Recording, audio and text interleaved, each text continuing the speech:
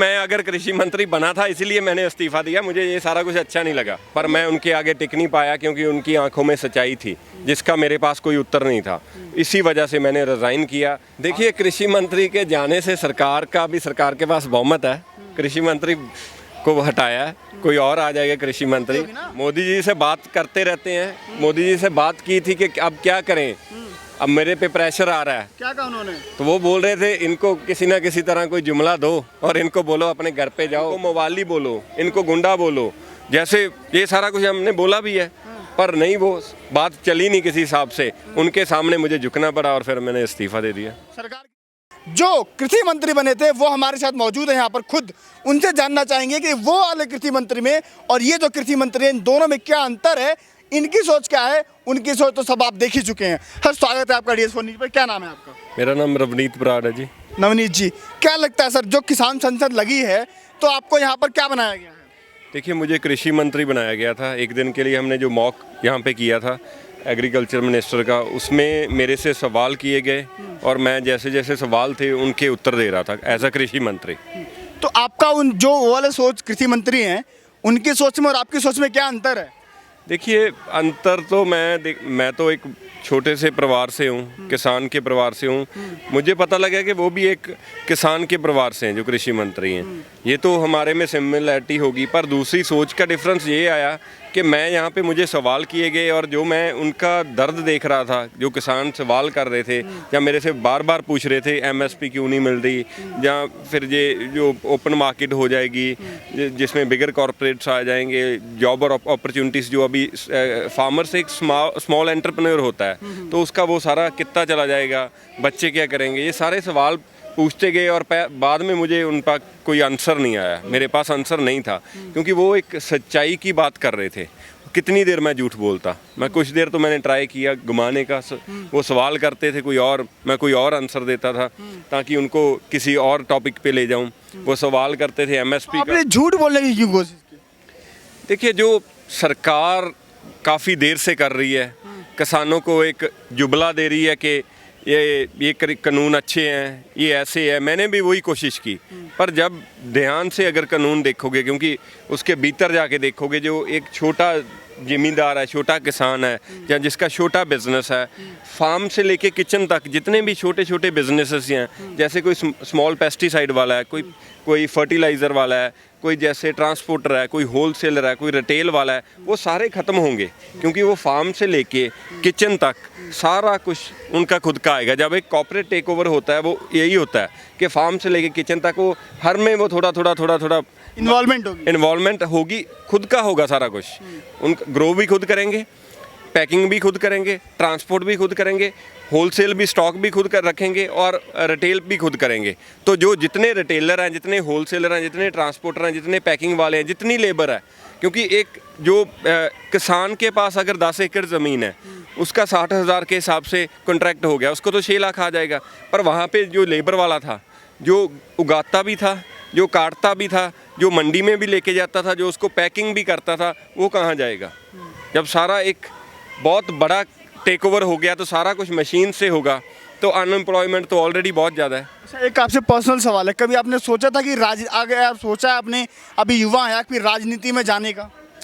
देखिए, युवा होने के नाते सोचा ज़रूर है कि आज यहाँ तक पहुँचे हैं। अगर इन्होंने ना अपील किए तो 2 साल बचे हैं, 24 में कोशिश होगी हमारी कि जो 200 मीटर का जो फासला है ये भी तय करें हम, ताकि वहाँ पे बैठ के किसानों की बात करना एक डिफरेंट बात होती है। मेरा सवाल इसलिए था कि आपकी राजनीति में आने का, क्योंकि किसानों ने अपनी संसद में आपको कृषि मंत्री तो बना दिया, तो आपके मन में ये भी आया होगा कि यार अभी तो मैं किसानों के संसद में एक दिन के लिए कृषि मंत्री बना हूँ, हो सके आने वाले चुनाव में मैं लोकसभा का चुनाव लड़ूँ, जीत करके संसद में जा करके बैठूँ, वहाँ कृषि मंत्री बनूँ।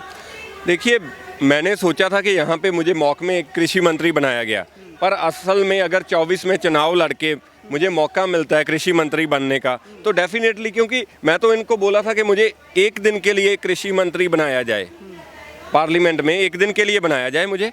अच्छा, देश की पार्लियामेंट में बिल्कुल एक दिन के लिए बनाया जाए, स्वामीनाथन जी की रिपोर्ट लागू होगी, उससे फार्मर की इनकम डबल होगी, जो एमएसपी है उस पर कानून बनेगा, उसको अगर 23 क्रॉप पे देते हैं 23 पे ही देंगे, ऐसा नहीं कि 1800 अनाउंस करके 1100 पे खरीदे कोई, उस पर कार्रवाई होगी।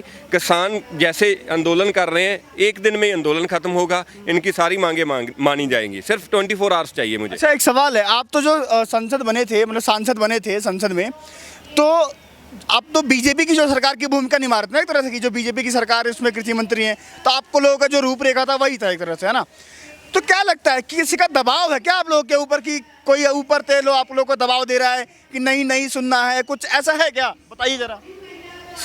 अगर पहले चुनाव में डिफरेंस क्या आया, पहले और अब वाले में बताता हूँ। पहले क्या होता था कि जो एमएलए बनता था या एमपी बनता था, वो घर घर जाता था और घर घर जाके कोई ना कोई उसे फंड देता था, कैसे ना कैसे करके वो इलेक्शन लड़ा जाता था। अब क्या हुआ कि उन्होंने बिगर कॉरपोरेट्स हैं, जो बिगर घराने हैं, जैसे अदानी और जो जिनके नाम हम है ना सुनते हैं, वो बोलते हैं कि आप इन्वेस्टमेंट करो और हमारी ये कमिटमेंट्स हैं जो हम फुलफिल करेंगे। तो this was part of the commitment.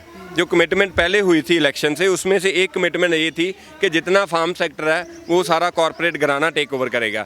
These bills are basically framed, जो पीछे कॉर्पोरेट्स हैं उन्होंने फ्रेम किए। ये कृषि मंत्री हैं, लगातार आरोप लगा रहे हैं कि चुनाव से पहले ऐसी ऐसी पूरी बातें की गई थी कि आप लोग चुनाव जीतेंगे, फंडिंग वगैरह, सीधा ये बोल रहे हैं। कृषि मंत्री बने थे एक दिन के लिए। देखिए, ये तो हर बच्चे को पता, हर आवाम को पता कि ऐसा ही हुआ, वरना अगर मैं वहाँ से इस्तीफ़ा दे सकता हूँ 3 घंटे में, क्योंकि मैं सच्चाई के सामने टिक नहीं पाया, मेरे अंदर मैंने उनकी आंख में आंख नहीं डाल पाया। वो कैसे टिक रहे हैं? लगातार इतने दिनों से टिक रहे हैं वो तो। उन पे प्रेशर है जी। किनका प्रेशर है? कॉर्पोरेट घरानों का, जिनसे उन्होंने कमिटमेंट की है, वो कमिटमेंट फुलफिल ही नहीं हो रही। तो वोट तो जनता देती है ना, कॉर्पोरेट घरानों को क्या लेना देना? इन्वेस्टमेंट तो, जो इलेक्शन में इन्वेस्टमेंट होती है वो सारी कॉर्पोरेट घराने की होती है। जनता तो सिर्फ वोट डालने जाती है, पता नहीं उसमें क्या कुछ होता है, जनता को लुभाया जाता है अलग अलग तरीके से। वही जनता को जागरूक कर रहे हैं कि बार बार आपको लुभाने आएंगे। अभी जैसे पंजाब में इलेक्शन आ गया, अभी से गतिविधियां चल पड़ी, हमारा जो भाईचारा बना था उसको तोड़ने की बात चल पड़ी। हमें बांटा जाता है, हमें जात पात पे बांटा जाता है, हमें धर्म पे बांटा जाता है, ताकि किसी ना किसी तरह गवर्नमेंट हमें पाड़ के, अगर हम एक साथ हो गए तो बहुत ताकतवर है। अच्छा, लोकतंत्र की परिभाषा ही यही कहती है कि जनता के द्वारा जनता के लिए चुनी हुई सरकार कहती है। बिल्कुल। तो जब जिस जनता ने जनता सरकार चुनी है, तो उसी जनता के साथ अगर छलावा हो रहा है तो क्यों हो रहा है? जवाबदेही कौन तय करेगा? आप कृषि मंत्री हैं, बताइए। मैं बता रहा हूँ, जब सरकार चुनी गई थी उस टाइम कुछ कमिटमेंट्स हुई थी। उस टाइम मैनिफेस्टो में लिखा गया था कि सबसे पहले स्वामीनाथन जी की रिपोर्ट इन बिन लागू की जाएगी जैसे ही हमारी सरकार आती है, पर वो एक्चुअल में नहीं हुई। उसमें सुप्रीम कोर्ट में एफिडेविट दिया गया कि हम इतनी ज़्यादा कर ही नहीं सकते, इसको बढ़ा नहीं सकते। अगर भाई पेट्रोल बढ़ सकता है, डीजल बढ़ सकता है जो हर रोज़ बढ़ रहा है, अगर गैस सिलेंडर इतना महंगा हो सकता है तो हमारे एमएसपी आप ही लोग तो कर रहे हैं ना। देखिए, उस टाइम मैं अगर कृषि मंत्री बना था, इसीलिए मैंने इस्तीफा दिया, मुझे ये सारा कुछ अच्छा नहीं लगा। तो मोदी से क्या बात हुई अगर आप कृषि मंत्री बने थे तो? प्रधानमंत्री जी है ना, कुछ बात तो होती होगी ना। मोदी जी से बात करते रहते हैं, मोदी जी से बात की थी कि अब क्या करें, अब मेरे पे प्रेशर आ रहा है। क्या कहा उन्होंने? तो वो बोल रहे थे इनको किसी ना किसी तरह कोई जुमला दो और इनको बोलो अपने घर पे जाओ, आपको हम खुशहाल करेंगे, आपकी इनकम दुगनी करेंगे। ये सारा कुछ किया गया। और अमित शाह जी क्या कहते हैं, बात होती है तो? अमित शाह जी यही बोलते हैं कि किसी ना किसी तरह इनको बताओ कि सरकार ने इनके लिए अगर 100 रुपया पेट्रोल किया है, उस हिसाब से इनको कितना खुशहाली दी, इनको रोड्स कितनी दी, इनको जैसे अभी कनेक्टिविटी कितनी दी, इनको जो गांव में लोग थे उनको घुमाओ इधर उधर। बिल्कुल बिल्कुल, बात घुमाओ। कोरोना फैला है, इनको मवाली बोलो, इनको गुंडा बोलो, जैसे ये सारा कुछ हमने बोला भी है, पर नहीं, वो बात चली नहीं किसी हिसाब से। उनके सामने मुझे झुकना पड़ा और फिर मैंने इस्तीफा दे दिया। सरकार गिर जाएगी आपकी या रहेगी? देखिए, कृषि मंत्री के जाने से सरकार के पास बहुमत है, कृषि मंत्री को हटाया है, कोई और आ जाएगा कृषि मंत्री। पर अभी सरकार, आप कोई दूसरी पार्टी ज्वाइन करेंगे क्या? नहीं, देखिए, मैंने तो छोड़ के किसान की पार्टी उसी दिन ज्वाइन कर ली थी। उसी दिन मैंने किसानों के साथ नारा लगा के कि किसान मजदूर एकता जिंदाबाद, और मैं किसानों के साथ आके बैठ गया। तो मैं तो अब किसानों की पार्टी में हूँ। आपको लगातार पूरी देश की जनता देख रही है कैमरे पर देख करके जनता को बताइए कि आप पूर्व कृषि मंत्री रह चुके हैं, तो एज अ पूर्व कृषि मंत्री जब आप बने थे और अभी तक का जो सफ़र था, तो क्या जनता से अपील करेंगे आने वाले चुनाव को लेकर के, या जो पूरा किसान आंदोलन चल रहा है, जल्दी बताइए। देखिए, जो मॉक पार्लियामेंट हमने लगाई थी उसे मुझे एक डमी बनाया गया था कृषि मंत्री।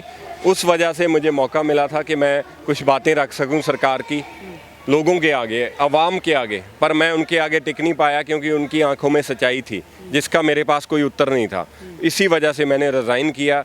आगे मैं यही बोलूँगा आम लोगों को कि जब भी वोट देने जाते हो तो अपने बारे में ना सोचना, अपने जो बच्चा है उसके बारे में सोच के बात करना, उसके बारे में ये सोचना कि उसका फ्यूचर, अगर आपके एक वोट देने से उसका फ्यूचर तबाह हो रहा है तो चेंज कीजिए, सिस्टम को चेंज कीजिए, नए चेहरे लेके आइए, साफ चेहरे लेके आइए, खुद आइए आगे, क्योंकि हमें सियासत में अच्छे लोग चाहिए। क्यों जब इलेक्ट करते हैं तो आम परिवार से होते हैं, जब यहाँ पे आ जाते हैं तो उनको लगता है हम तो बनी इस जगह से किसान के बेटे आएंगे, किसान की बेटियाँ आएंगी, आम लोग आएंगे, छोटा व्यापारी आएगा अगर संसद तक, तो काफ़ी बदलाव आने के चांस है इस देश में।